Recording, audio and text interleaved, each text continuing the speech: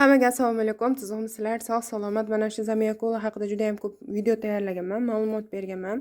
Yana bitta hozir shu ma'lumotlarim orasida o'qini ochib qo'ying, sal tomirini ochib qo'ying, ko'p shoxlaydi, ko'payadi dedim. Mana isboti yana bitta. Ko'rishlaring mumkin. Bu ma'lumotni qolgan videolarimni ham tomosha qilib kuzatsangiz bilasiz, ko'rib chiqsangiz, mana ko'rishlaring mumkin. Mana bu yerda ham, mana hozir mana bu joyda ham mana ko'ryapsizlar.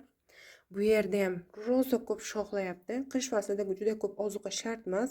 Chiroyli sharoit, o'z vaqtida suv bersangiz, ozuqani bir oyda bir marta bersangiz bo'ladi. Bir hafta 10 kunda berish shart emas. Mana shunaqa o'qini ochib qo'ysangiz shoxlaveradi. Qishi bilan to bahorgacha ham uy ichida ham mana shunaqa shoxchalar chiqaradi. Va bagidan ko'paytirish mana ko'rishlaring mumkin mana. Bitta bargchasida mana shunaqa birinchi kartoshka chiqaradi, keyin tomir. Undan keyin ikkita yo 3 ta shox chiqargandan keyin bu bargchasini ham quritadi. Shunday qilib bargchasidan ko'payib ketaveradi. Shoxchasidan mana shunaqa kichkina shoxchasidan ham ko'paytirsangiz bo'ladi.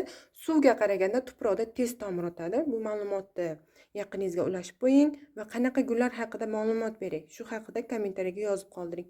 Meni kuzatishda davom eting.